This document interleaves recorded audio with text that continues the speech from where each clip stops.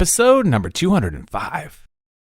Well, messenger selection is really challenging, Sure. especially if you are in a crisis that you don't exactly know what's happening, what's the end game.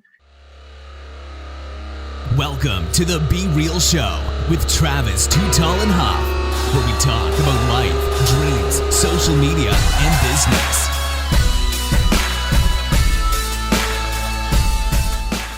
Well, hello and welcome to the Be Real Show with Travis Too Tall and Huff. Folks, I'm fired up today. Not only because, we're coming up on a new year and we're pumped up and we're excited for all the opportunities, but I'm pumped up because we have our featured guest today, Jeff Hahn. Jeff, are you ready to be real?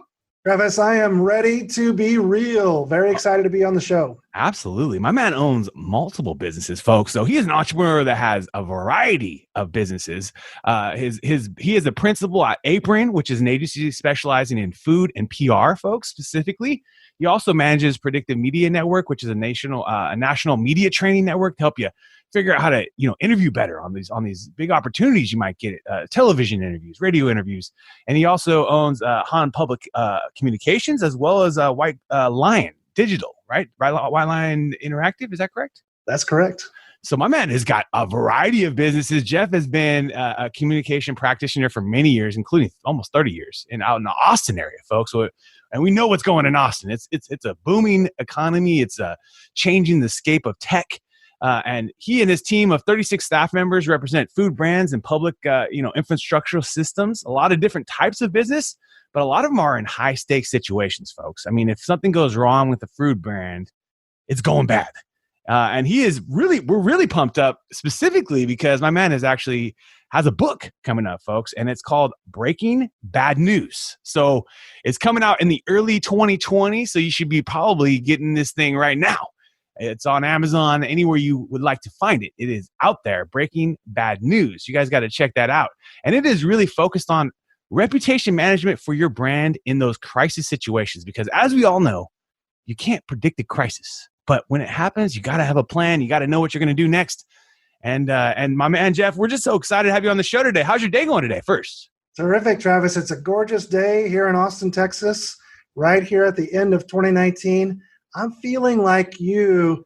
I think 2020 is going to be just an astonishingly cool year. Absolutely. I'm really looking forward to the turn and to getting underway. A lot of exciting things coming, including a huge political race too, folks. I mean, we don't get in politics too much on the show, but let's just be real. That's coming. It's going to be big. It's going to be fascinating to see, who can take that Democratic, edge. And talk about a crisis. These people have tons of crises because their personal brands are getting whacked out, whack-a-mole at each one of these debates and things like that. So especially let's just be real, as the heat turns up and you start finding out who these final candidates are, they're going to be pulling out every last thing they can find on each other. And it's a funny thing that happens, right, in politics. But I'm sure, especially with your experience going into food specifically, is when someone's going to create a food brand or someone already has a food brand, you have to have a process in place for these crisis situations, right? No question about it. In fact, if you look at the number of safety recalls or withdrawals, even if they're voluntary, right, over the last 3 years, it's typically on average about 1.2 per day. Wow. In the food business. Mm. That means there's a chance that someone's going to make a mistake somewhere along the way. There's something's gone wrong. And, it can range from labeling the mislabeled products, which was the vast majority of these voluntary recalls, to, for example, products that happen to be contaminated, Listeria, E. coli, that result in consumer illness or even fatalities. Oh, yeah. I mean, and I always remember hearing the story about Jack in the Box, because when we were kids growing up, they had an outbreak at with their burgers, right? I don't know if do you remember this, Jeff? I do remember. And folks, this is when they came up with Jack in the Box. This is when they came up with that Jack in the Box. And if you guys don't remember, they didn't have Jack in the Box before this. But what they did was they owned their mistake. They owned it. They put it out there. They made the mistake. And then they said that they were going to completely change the way that they made burgers in the future, and this would never happen again. And that's at some point also when the agency came in and created Jack in the Box, which has now lasted, 20 years, because this happened probably when I was a little bit before high school. So I'm thinking 20 years ago or so. I'm not sure exactly, but around there. And I mean, they could have literally never been a brand ever again, right? Like, I mean, when people are dying when they eat your burger, who really wants to eat that burger, right? So it's amazing how they were able to turn that ship, right? And I always remember them saying it's because they owned the mistake. Is that true? Is that part of it?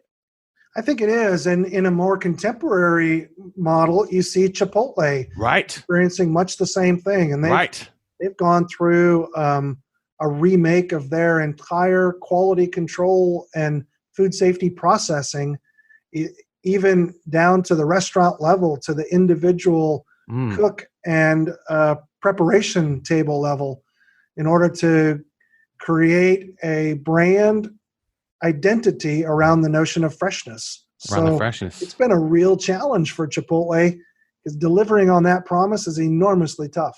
Right. And to be transparent, since that all happened, I stopped eating Chipotle as much. I don't eat as much out there, because I feel like the food you cook at home is a lot safer for you to eat. I mean, we all know that things happen. You buy something at the grocery store and it gets recalled, but I feel like there's more opportunities for someone out there to make a mistake than it's for you to, cross-contaminate, et cetera. I mean, that's maybe my own bias, but in general, yeah. I mean, if you can imagine, folks, everyone's got to eat. So every single time you take a bite of something, there's a small chance that thing is going to get you sick, right? I mean, there's just that small chance, no matter what it is. No matter what it is, it's inherent to the food system around the world. The good news is that in the U.S., we've got the safest food processing and food production system on the entire planet. And so we're safeguarded in a lot of different ways. The consumer's really well taken care of here. Still, there are so many opportunities, because think about it, multiply here in the U.S., 300 million consumers, times at least 3 times a day. Right. We've got 900 million opportunities for failure. Yeah. Well, just from a mathematical model like Six Sigma, you're going to have a problem. Right.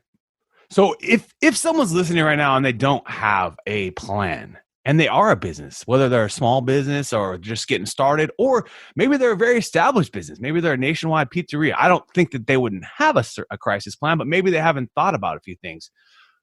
I'm curious, are there a few things that you can give us? Maybe, a few handful of ideas or things that brands can do right now to save its reputation if something were to go bad. So now, okay, at least if something were to go bad, these are some things I can do to help kind of save that from ruining my brand completely. Oh, absolutely. And in fact, in Breaking Bad News, I set forth the 12 essential tools that crisis communicators need to have at their disposal. I concentrate on food and beverage, but in our businesses, we're operating with these same tools across all of our brands. Right. And those 12 tools really boil down into 5 major steps. 5 steps. So let me click them off to you. Sure. The first major step is a rapid response team. Having a team that is ready to be activated if you have a crisis. Got you. And willing to just be there on social, be everywhere, right? Yeah. And there are particular roles within that team that I've designed in my experience now, 30 years in this business. I think there are 7 really critical roles in a rapid response team. So I talk about those in depth in the book, but really the most important, and believe it or not, this is where most brands fail the crisis test, is that they don't have a team designated to activate at a moment's notice when a crisis occurs. Got you. Instead, it's like those old-time Keystone Cop movies where people are running around, crashing into each other. They don't know what phone number to call. They don't know what conference room to go to. Right. They have no clue as to how to even gather together. Wow. It sounds so obvious and elementary. Right. But because all crises, it seems, follow the worst case scenario kinds of Murphy's Laws. They're always going to happen after midnight. They're always going to happen on Christmas Eve. Right. They're always, everything goes wrong when at the worst possible time. Right. You're traveling. You're the owner of the business and you're traveling here. You're on a family vacation. 5 of your chief decision makers are on airplanes. Yes. Places. Wow. The ability to activate as a rapid response team and actually make decisions within this golden window of time, which I refer to as the TikTok box, is the most essential and first priority that any company, they can set that up right now just with one piece of paper. Right. Are the 7 people? Here's how we get in touch with each other. Gosh. Here's the way that we convene. Right. And so you have that. You know now. What this happens, boom. We got to do this, and this, and happens. Then take us into step 2 then. What is the next step after you get the rapid response team? Now the rapid response team is activated. Activate. We got to start to understand what's the situation. How do we put the brakes on what will become an out-of-control messaging environment? And the second thing that they do in my 5-part model is to issue a holding statement. Holding. Now, a holding statement is typically fewer than 100 words, just less than 100 words. It's a statement that effectively says to any stakeholders, customers, suppliers, employees, most especially, and other stakeholders, including government regulators, we understand there's a problem. We are actively addressing it. And if the moment calls for it and there's enough information, you can also deliver some empathetic statements into the stakeholders. This sets a narrative into place. Oh, okay, the brand knows that they've got a problem and they're addressing it as fast as they can, and they're upset about it. Right, Good. right. Now I don't think you're a bunch of a-holes. Yes. You're okay. Yes, we're going to find out find a solution for you. We're getting to the solution. We're figuring now this out. You just moved into step 3. Oh, step 3. We're already getting there fast. Yeah, which is messaging. Messaging. Now we've got a holding statement out there just to keep people aware. Look, we're on it. Right. In messaging, you have a whole host of options that I work through the tools in Breaking Bad News on what to say. What to say. Do you remember, Travis, the band? Well, you don't have to remember them. They're still around. The Dave Matthews Band? Sure. This is my Dave Matthews Band question. What will you say? Which is a famous song by Dave Matthews Band. Oh, yeah. Absolutely. What will you say?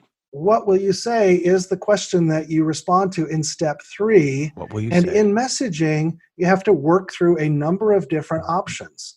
Well, for example, is this a situation where you should take blame? Right. If yes, then you have 3 major options. If no, you have 2. Well, one of those, if we're not accepting blame, is just flat out deny it. This isn't our problem. We didn't cause this. Right. I'll give you a famous example of this, by the way. I'm trying to remember the year. It was in the late 70s. Gerber, the baby food company, they had a series of contaminations and broken jars that were being delivered. The brand made the choice to simply deny that it was their problem. Wow. Look, this product has left our facility and it was in good shape.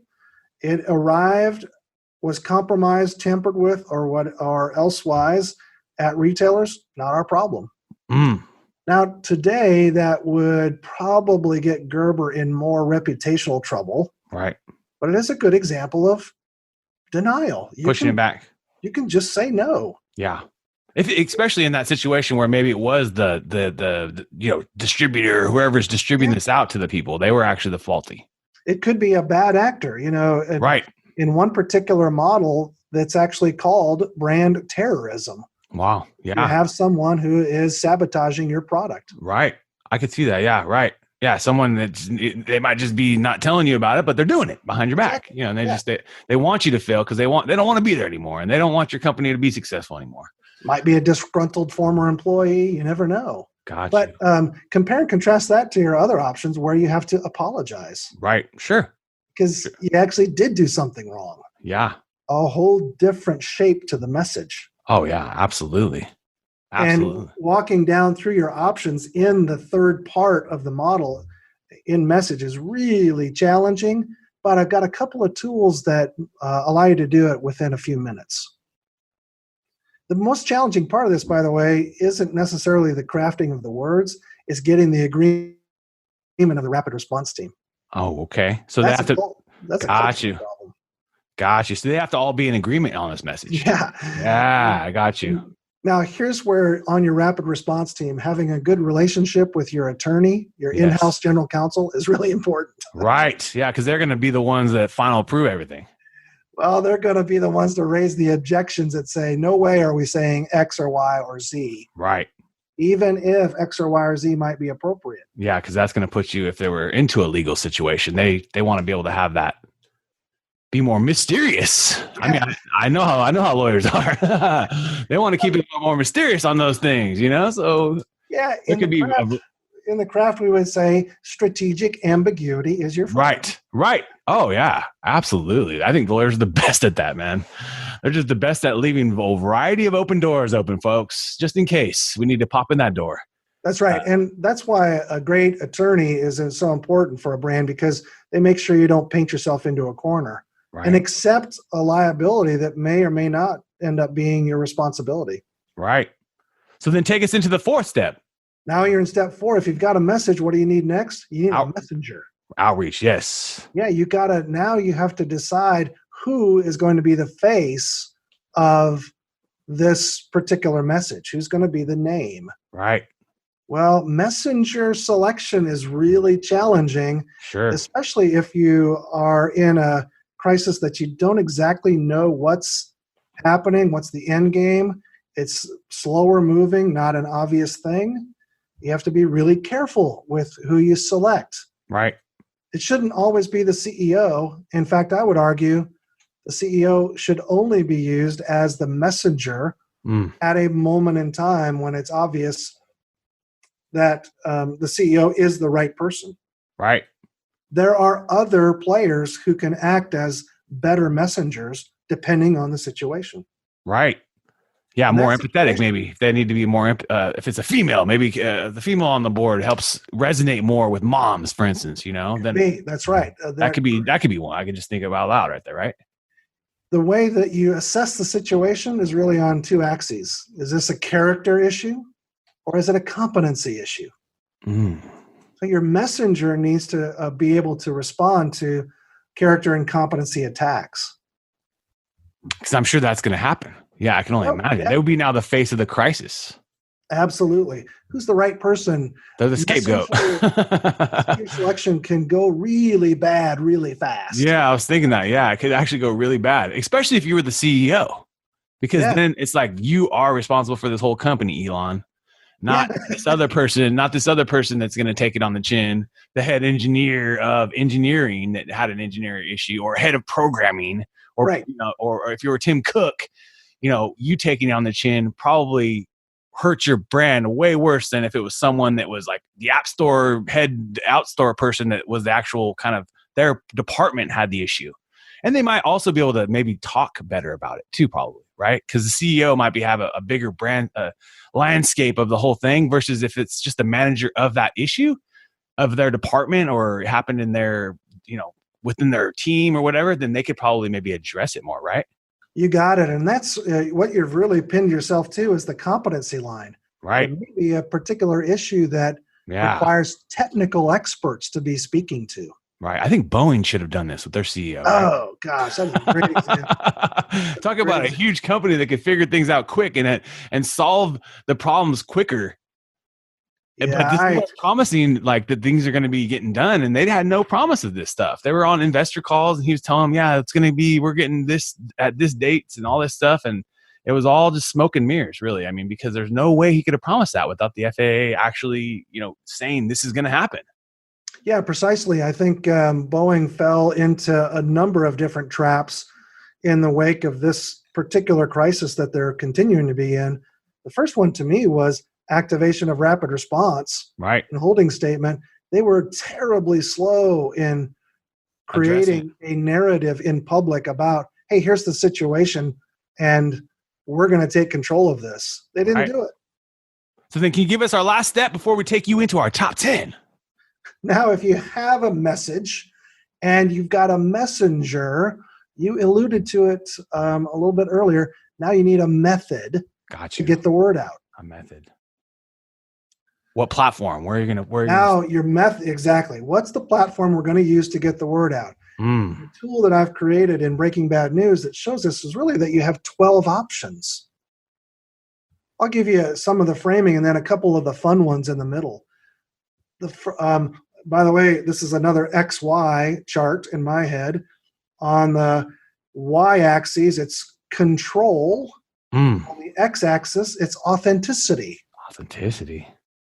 If you want more authenticity, you expose yourself more. If you want more control, you're really tight with your method. So, for example, on the control end of the graph or on the tool is written statements. Putting out press releases or emails, even social posts. These are written statements, very tightly controlled. Right. But they sometimes don't feel anything more than corporate, do they? Absolutely. It's just sort of like some lawyer wrote this junk and it's hard to believe and blah, blah, blah. Now, that's a high control, low authenticity tool. Still a good tool, but it gives you a sense of the difference between it and, for example, a press conference. Got you. Yes. Now, in a press conference, I'm opening myself up to a barrage of hostile reporters. Right. And I can't leave the podium. Right. So that's interesting. It puts you in a much more vulnerable space, but also more authentic too. I mean, you feel more connected to the people that are at the root of this. Yeah, and what reporters do is they ask a series of questions designed to be proxies for audiences. Right. Their viewing or listening audiences. And so they'll represent and pound your spokesperson appropriately. You are much more vulnerable. Right. That's fascinating. So folks, he's just giving you some hot sauce here. First, you got to get the rapid response team. You got to take it to the next step and make sure that you put the brakes on the situation, you know, and then you got to take it and make sure you got to figure out what the messaging is. You got to say, what are you going to say? And then you got to take it to the next step and figure out who's going to be the messenger. And then lastly, like we talked about, the method. Where are you going to be giving out social posts? Are you going to be putting this on your blog somewhere? Or is this going to be something you're calling in all the media and saying, hey, we're going to be talking about this? And that puts you in a much more of a vulnerable situation where I'm sure there's a lot more into how to understand it. So we'll leave that for them to get into the book. But now, man, we're about to take you into our top 10. Are you ready? I'm ready. Apple or Android? Totally Apple. Netflix or YouTube? Love Netflix. Instagram or Facebook? I'm going to say neither. Because I'm a crisis guy. I don't do the social stuff. I got you. Chicken or steak? I love beef, so I'm going to go with steak. Oh, yeah. You guys are in the mecca of beef in Austin. Laptop or smartphone? I'm still a laptop guy. Oh, yeah, absolutely. Spotify or Pandora? Pandora. Yes, every day. Movies or video games? Movies. Good storytelling inside of movies. I'm still a storytelling guy. Hey, you could probably learn a lot from that too, right? Oh, sure. Reading books or listening to books? I love to read books. I've got a whole shelf of them. I love podcasts, but books are for reading physically in my book. Pick that up and hold it, right? Yeah. Hold those words in your hands. Stocks or real estate? Oh, so tough. As with all things, in moderation is the key. So right. A mix of both. Diversify of everything, baby. That's right. Oceans or lakes? When you get a chance to vacation, where do you like, oceans or lakes? I'm not a salt and sand guy, so lakes for me are really terrific. And then when you wake up in the morning, you're getting yourself ready for your day. Why do you love being you? Most important thing I do every morning is pause for at least 60 seconds and walk down my list of why I'm grateful. Ooh. What I'm grateful for this morning. And that's really important, sets a tone for me to say, okay, given that I'm grateful for these things, then here's my 3 big objectives for the day. Got you. So you go through gratitude, and then you get into like, what do I got to achieve today? That's it. And then do you think you'll ever retire? Do you think that at some point you're going to say, hey, I'm done with the business. Someone's going to buy me out, or I'm going to pass this on to my friends, family, kids, life. Do you see an exit at this point? My exit strategy is to die behind my desk. Yeah, there you go. Warren Buffett, baby. Warren Buffett over here. I love it. I think it's the way to live, man, especially nowadays when you can do what you love. Exactly. I love my work. It's super challenging, very complex. I can't imagine stepping aside and golfing 6 times a week. Right. Yeah. Going to the day spa and stuff. You're gonna be like, nope. My man Jeff's at the day spa again. Oh, that'd be getting tired. You get tired of that. I can just like buying Ferraris. People get tired of that. You buy one Ferrari, you're happy for 5 seconds. You want another Ferrari. It's crazy. What skill do you want to master this next year? Is there something you're working to master? Is there something you're working to get better at? Here I am at 30 years of my career, and I've asked this question to myself for about the last 4 months, and I've finally found the perfect answer for me. I want to get better at asking questions. Ooh, heck yeah. In fact, there's an author named Warren Berger. He wrote the Book of Beautiful Questions. So I am studying Warren Berger this year to try to master that capability. That's awesome. We'll have to put that in the show notes. Book of Beautiful Questions. That's an interesting topic. I mean, yeah, because I think questions are one question could lead into a huge conversation. And I know just from having a podcast that it's fascinating, the questions I've always had in my mind, and I get to ask the guests, as well as some questions that I have, that are candid, but things come out of that weren't expected. You know what I mean? And it gives me some insight, obviously, but I'm sure for you though, it would help you with just even with your customers, and also even just with your process too, just be able to ask those poignant questions of the rapid response team, of the putting the brakes on it. Is this the right brakes, and talking to the team? I'm sure that could come from it. Do you have a favorite podcast or an app that you like using on a daily basis?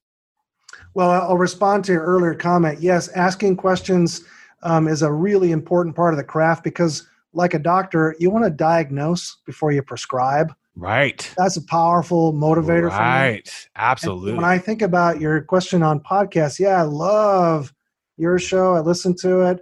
I'm really enjoy Revisionist History. Oh, nice. Okay. With Malcolm Gladwell. Oh, yeah. He's also big time, because I'm in Texas. I get to drive for long hours at a time to see clients. I love Hardcore History with Dan Carlin. Oh, I've heard great things about that one. Amazing. Yeah, because he goes real in deep into different parts of history, like 4-hour podcast, right? 4, 5, 6 hours. Right. He's really dedicated to it. It's fascinating. He is a supreme storyteller. He is. I've heard, man, so many people have been telling me about it. I got to check him out too. Hardcore History. Because I've been hearing, this crazy thing is there's so many dang podcasts. You only have so many hours in the day, right? But when you find things you like, then it's like, okay, cool. History is something that's always fascinating. So today, if you could sit down to a nice steak beef dinner with anyone in the world, and they're coming to Austin, who would it be? Who would you ask to come and fly on their private plane to you, come see you? Well, are they? Do they have to be living? No, they don't. They could be coming down from heaven, saying, "Hey, my man, let's talk. Let's bring this energy together." Wouldn't you just love to be able to sit with someone like Abraham Lincoln? Oh my God, yes. And have him provide perspective on politics today, right? And the loss of statesmanship that seems to be occurring. Yes. Oh man, I just couldn't resist that. That's a good one. I don't think we've had Abraham Lincoln on there. That's a fascinating. Unbelievable story, and also obviously the things that he did for African American communities, and also just in that time, could you imagine being loved and hated by so many people? You know what I mean, right? Like, can you just imagine like? That, I mean, that does happen now, but it's just changed tremendously by just bloggers and people on social media and just unbelievable amounts of kind of like, I feel like we're just not a team anymore in America. Well, and what I admire so much about him is I grew up on a farm, so I get a little bit of this. I just admired the way that he navigated incredibly difficult and complex issues with a sense of humor. Right. That's true. That's a good point too, because keeping it somewhat light too, in a way, and trying to, and keep it in a way as much as you can. That humanizes everything too, I feel like, right? Yeah, and one of my mantras is take your work seriously, but not yourself. Take your work seriously, but not yourself. Yeah, allow yourself to have some fun and be vulnerable to others. Allow yourself to be open to relationships and criticism. That's okay. And where's the best place for people to find you or find more about Apron or the businesses? BreakingBadNewsBook.com is where you'll see most of me. And that is live and active. You can even sign up for an advanced copy of the book. I got a little bonus for anybody who does that. Let's do this. That's awesome. So you guys got to go check it out. BreakingBadNewsBook.com. Folks, you've been hanging out with my man, Jeff Hahn and Travis Too Tall and Huff. I want to thank you for your time today, and let's keep being real. This podcast is proudly sponsored by Real-Time Reputation.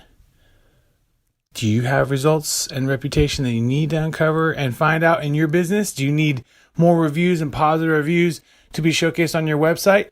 Well, now's the time. Check out Real-Time Reputation on Google, and let's get going. What another epic episode. And if you enjoyed the episode today, can you please do me a favor and subscribe to our podcast, The Be Real Show, on iTunes or your favorite podcast platform. And also take a little time today, if you don't mind, and give your boy T Huff a review. I would really super appreciate it. And thank you so much for listening today.